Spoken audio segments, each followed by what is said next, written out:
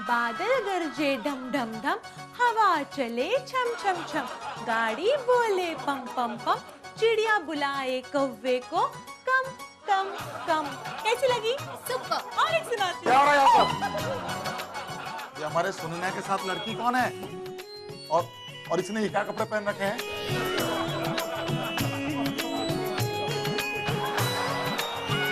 अरे बुआ, ये कौन है? हाँ, अरे माने के गरबे का फंक्शन रखवाया है घर पे, तो फिर ये कौन है जो इतना घर के मैटर में इंटरफेयर कर रहा है? हाँ, पता भानु इससे मैं कौन हूँ?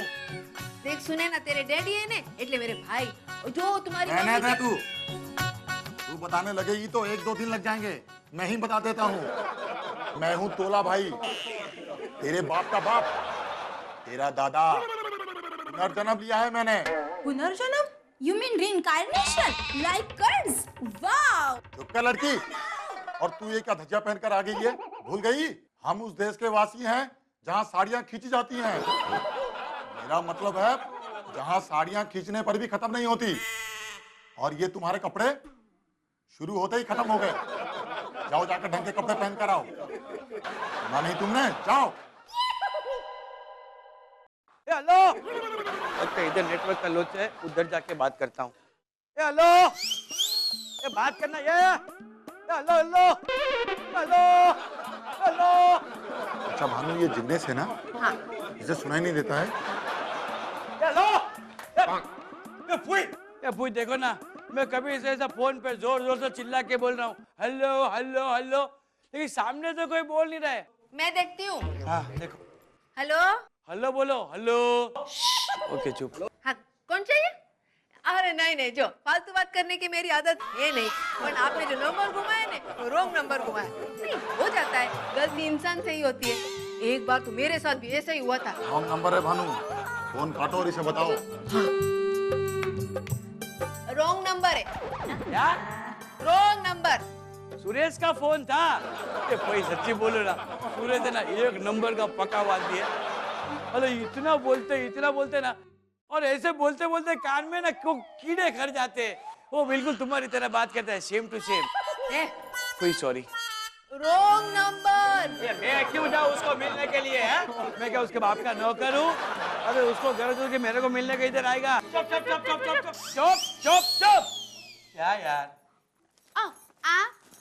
Right right right right right. Wrong. मुझे मालूम है सूरज रॉन्ग है।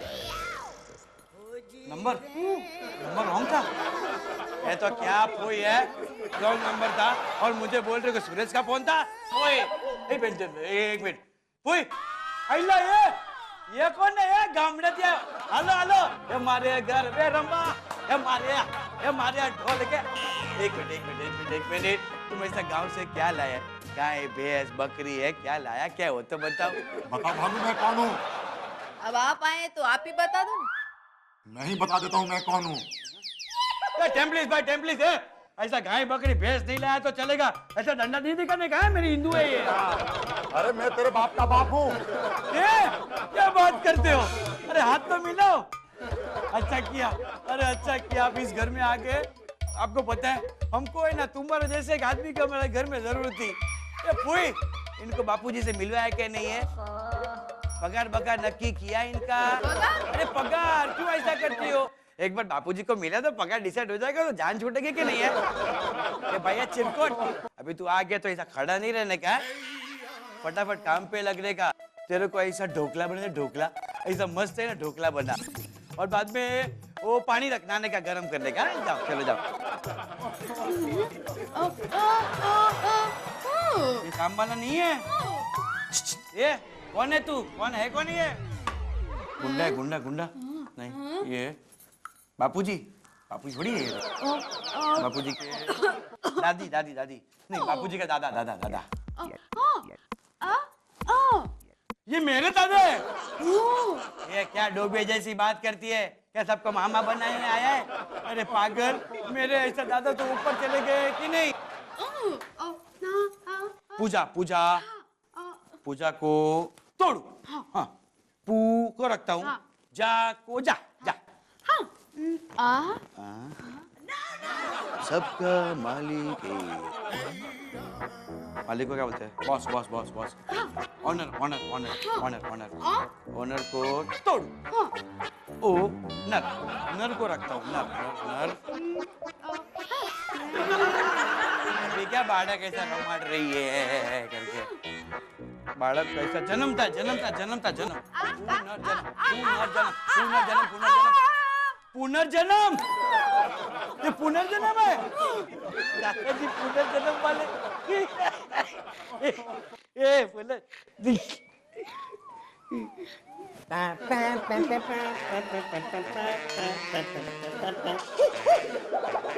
मैंने सुना है तुम मेरे पापा के पापा हो, मतलब ग्रैंडपा हो। तुम इतने ग्रैंड हो के ऐसे क्यों हो? ये आपका छोटा पोता मेहुल। ये भूला ने घर बसाया है या पागल खाना? अब मुझसे और बर्दाश्त नहीं होता। भानुमति, सबको बोलो कि मैंने सबको हॉल में बुलाया है। आज से जो सब इस घर में होता आया है, आज से नहीं होगा। आज से इस घर में मेरे नियम और कायदे लागू होंगे और तुम सब लोग सुबह ठीक 5 बजे उठोगे और 20 मिनट में नहा धोकर नीचे पूजा में आकर बैठेंगे। और 9 बजे तक नाश्ता और 1 बजे तक खाना खत्म होना चाहिए। रात का खाना ठीक 8 बजे तक खत्म होना चाहिए और रात के 10 बजे तक सब लोग मुझे सोए हुए मिलने चाहिए। मेरे बाबूजी कहा करते थे, आदर्श और खुशहाल जीवन के लिए नियम होने बहुत जरूरी है। जिस जीवन में नियम नहीं, उस जीवन का कोई मतलब नहीं। ऐसे नियम तो हमारे डैडी हर रोज बनाते हैं। ये और बात है कि ये खुद नियम बनाते हैं और 5 मिनट के बाद खुद ही सारे नियम भूल जाते हैं। चुप कर, नौटंकी। मेहुल और जिग्नेश, तुम दोनों कल से भोला के साथ दौड़ने के लिए पार्क जाओगे और कम से कम 10 किलोमीटर तक की दौड़ लगाओगे और फिर सीधे हॉस्पिटल जाएंगे। इतनी दौड़ लगाने के बाद जान बचेगी कहाँ हमें? आज के बाद घर के सभी मर्द धोती और कुर्ता पहनेंगे और सुने ना, तुम सलवार और सूट पहनोगी। और याद रहे, घर में कोई भी नौकर काम करने नहीं आएगा। घर की सारी जिम्मेदारी इंदुमती और भानुमती की होगी। और सुने ना, इन लोगों का हाथ बटाएगी। और हाँ कुंजवाला, तुम इन सब पर ध्यान रखोगी। मेरे को भी बोला ना। कान खोलकर सुन लो सब। Lucky man. याद रहे, तुम में से किसी ने भी मेरे नियम तोड़ने की कोशिश की तो मुझसे बुरा कोई नहीं होगा। ओम जय जगदीश हरे, स्वामी जय जगदीश हरे। बहुत जनों के संकट, दास जनों के संकट।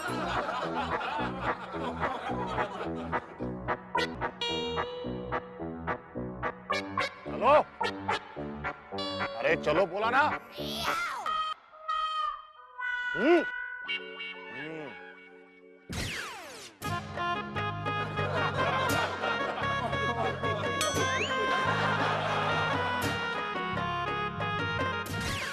अरे पता नहीं है बाप है या श्राप है, पता नहीं कौन से जन्म का पाप है कि 2-2 जन्मों में भुगतना पड़ रहा है। क्यों भाई भूले? अरे पिताजी, कैसा लग रहा है? अरे आसमान के झूले झूल रहा हूँ मैं।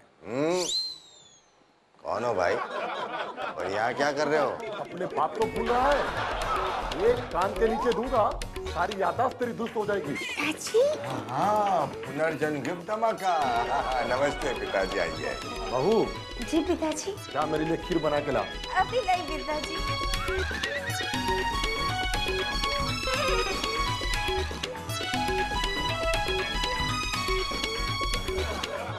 सुन भोले, मुझे तुझसे एक बहुत जरूरी बात करनी है, पर उससे पहले तो मैं परलोक सिधार गया।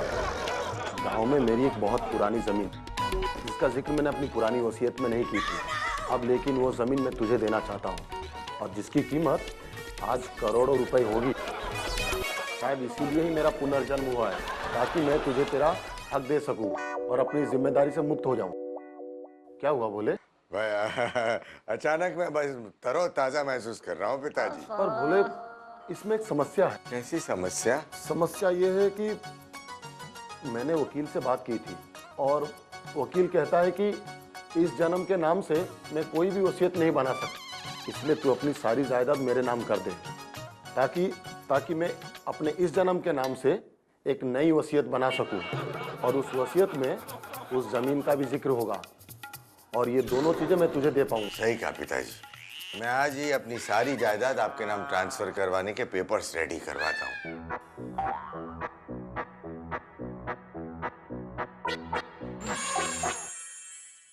क्या हो रहा है भाई? हाँ ठीक है ठीक है। हाँ से हाँ हाँ ठीक है भाई। सोच रहे होगे आते ही अपना अनुशासन लगाकर अच्छी भली जिंदगी का बेड़ा गर्क कर दिया। दादाजी, अभी आप ये सोच रहे होंगे कि हम लोग अभी ये सोच रहे होंगे कि न जाने ये बुढ़ा कहाँ से हम लोग के घर में आ गया है, और जैसे ही घर में आते हम लोग पे ऐसा अपना अनुशासन लगा के हम लोग के रोक जमाने लगा है। लेकिन दादाजी सच्ची बोलूं, ऐसा हम लोग नहीं सोच रहे हैं। दादाजी, आपके आने से हमारी जिंदगी में कितना बदलाव आ गया है, आपको पता है? अरे कभी कभी तो मैं इसके पैर दबाता हूँ। नहीं, मतलब कभी कभी तो ये मेरे पैर भी दबाती है। रहने दो बहू, अब मैं जो बोलूंगा ये इसे समझ। रहने दो दादाजी, आप मत बोलो, आप बोलो, इंदु मुझे समझा दी। मरने से पहले मुझसे बहुत बड़ी गलती हो गई। एक मिनट बोल। ये बोल रहे हैं मरने से पहले छोटे थे। दादाजी, मरने से पहले हम लोग छोटे होते हैं ना। छोटे नहीं, बड़े कान पकड़ रहे हैं, मतलब क्या? भूल को क्या बोलते? गलती हो गई। क्यों, क्या हुआ? मैंने अपनी सारी जायदाद भूले के नाम कर दी। एक मिनट, इन्होंने साड़ी पहन ली। साड़ी थोड़ी पहनेंगे, साड़ी नहीं, सारी। जा, अच्छा चाकू वो रखा साइड पे, जा को रखा साइड पे। हाँ, जायदाद बापूजी के नाम पे लिख दी। मगर अपने पोतों के नाम पर कुछ नहीं रखा। बापूजी के लड़के कौन है? कौन? हाँ, मैं जिग्नेश और अटक का मेहुल के नाम पर कुछ नहीं किया। ये ठीक नहीं है। अगर मैं अब अपनी गलती सुधारना चाहता हूँ, अब ये गलती राइट करना चाहते हैं। राइट मतलब नहीं, सुधारना चाहते हैं। मैंने अपने बेटे भूले को कह दिया है सारी जायदाद मुझे वापस कर दे ताकि मैं एक नई वसीयत बना सकूं। इन्होंने बापूजी को बोल दिया है। बापू साड़ी पहनेंगे? नहीं, सारी जायदाद वापस ले लेंगे। और एक वसीयत बनाएंगे। अरे वाह! और उसमें तुम्हारा और मेरे दूसरे पोते मेहुल का बराबर का हिस्सा रहेगा। उसमें बिल में हाँ मेरा और अटक के मेहुल का हिस्सा होगा। क्या बात करते हो दादाजी? है मुझे ना पहली बार ऐसा लग रहा है कि पड़ोसी देश ने अपने घर पे कब्जा नहीं किया है। दादाजी, आज मुझे यकीन हो गया कि आपका नक्की पुनर्जन्म हुआ है। अरे मैं तो बस तुम लोगों को तुम्हारा हक देना चाहता हूँ। अब तुम दोनों ये करो, जल्द से जल्द भूले के पीछे लग जाओ और उसे कहो कि मेरी वसीयत मुझे वापस लौटा दे। दादाजी, आप है ना बिल्कुल फिक्र मत करो। मैं बापूजी के ऐसा पीछे पड़ूंगा कि बापूजी है ना जब भी ऐसे पीछे मुड़ के देखेंगे ना तो मुझे ही खड़ा पाएंगे। जीते रहो। क्या कहो? अरे तुम तो कुछ मत कहो, तो आशीर्वाद तो दो। हेलो, जय श्री कृष्ण।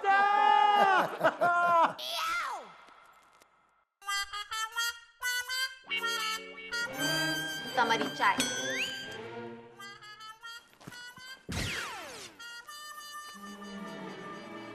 अरे क्या हुआ? यूं मुंह सुजाए क्यों घूम रही है?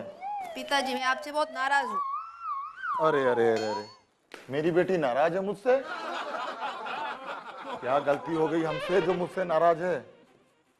आप इस जन्म में उस जन्म जैसा प्यार नहीं करते, वरना मुझसे इतना काम थोड़ी ना करवाते। तू बच्ची की बच्ची ही रही।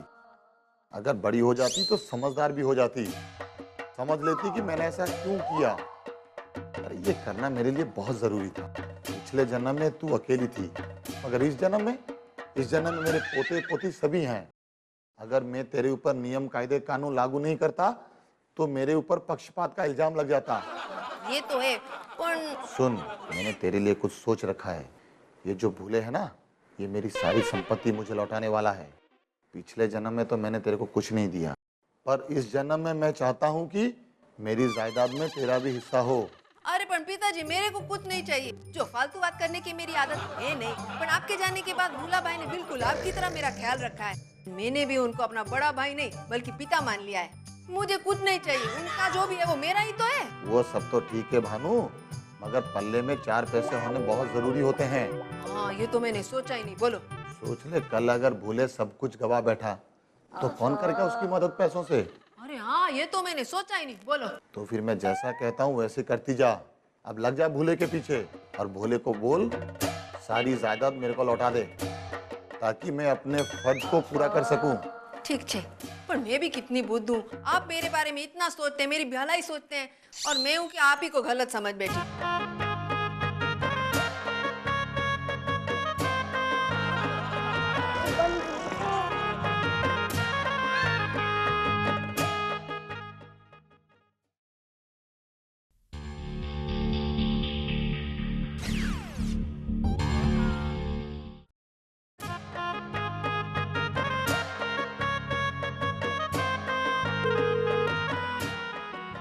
हेलो, कुंजबाला बोल रही हूँ। अरे कौन कुंजबाला? कुंजबाला बोल रही हूँ, आपकी पत्नी। अच्छा अच्छा, कुंजबाला। अरे मैं तो भूल ही गया था, वैसे कंफर्म कर रहा था। अच्छा, सुनिए सुनिए, आपसे ना मुझे एक खास बात करनी है।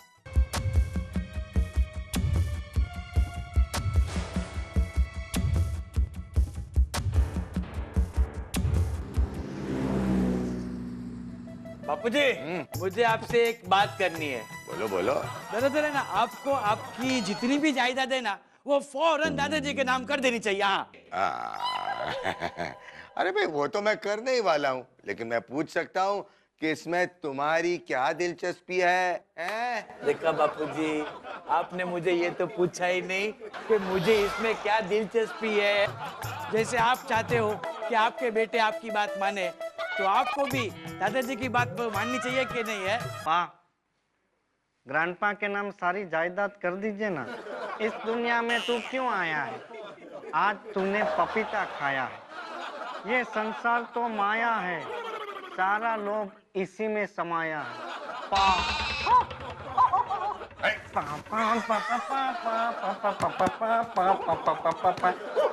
चुप कर।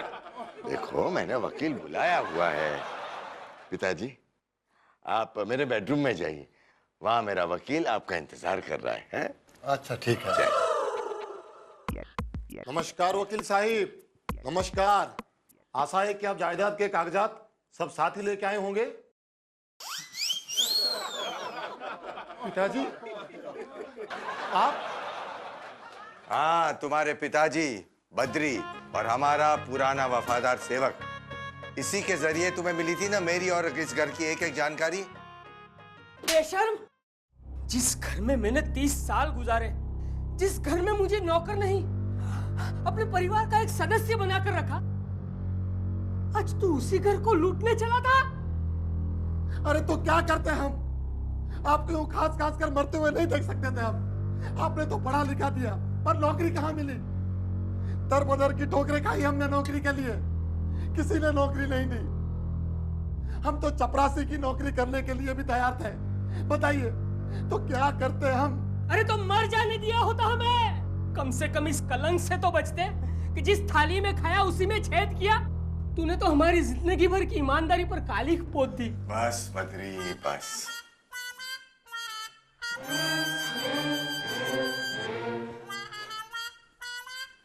बद्री, गलती तुम्हारी नहीं लेकिन हमारी थी। दिल की बीमारी की वजह से तुमने नौकरी छोड़ दी और हमने तुम्हें 2 लाख रुपए देकर समझ लिया कि तुम अपने आप को संभाल लोगे। 30 साल तक हमने तुम्हारी सुध तक नहीं ली। अपराधी तो ये परिवार है, तुम्हारा अपराधी बद्री। ऐसा मत कहिए सेठ जी, आप तो हमारे मालिक हैं। अरे नहीं बद्री, हम तो तुम्हारे दोस्त कहलाने के लिए भी लायक नहीं है। लेकिन खैर, जो हुआ वो अच्छा हुआ। ना तुम्हारा यह बेटा पुनर्जन्म का नाटक करता और ना ही उसके सामान से कुंजबाला को तुम्हारे साथ की इसकी तस्वीर मिलती, और ना ही हमें पता चलता कि तुम किस हालत में हो।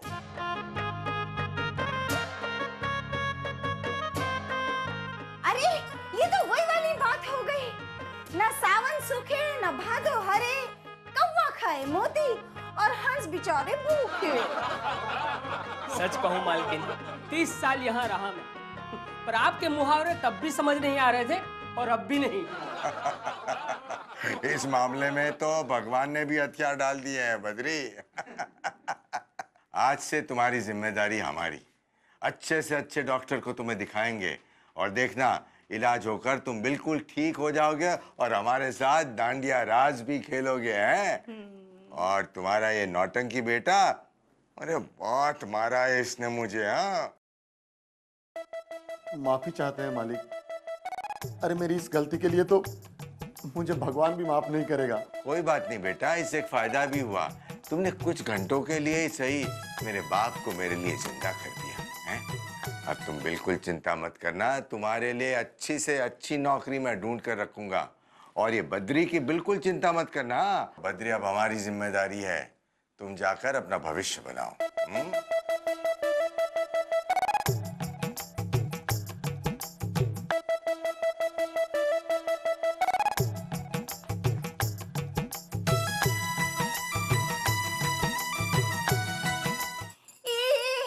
एक मिनट हो, आप मुझे ना वो बात बताइए ना, वो जो गांव की बात, गांव, खेत, ट्यूबवेल, तालाब, जिसको सुन के भूला भाई एकदम ऐसे घबरा गए थे।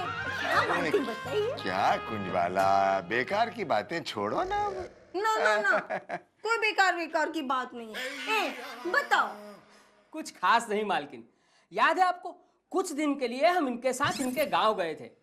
वहां खेतों में घूमने गए थे मालिक, कपड़े उतार कर तालाब में उतर गए, कपड़े बंदर लेकर भाग गए। फिर क्या, बिना कपड़ों के ऐसे ही मालिक कभी ट्यूबवेल कभी खेतों में झाड़ियों में छुपते छुपाते घर पहुंच गए थे मालिक। ये बापूजी, सरस सरस Hey, lovely family, God family, God family.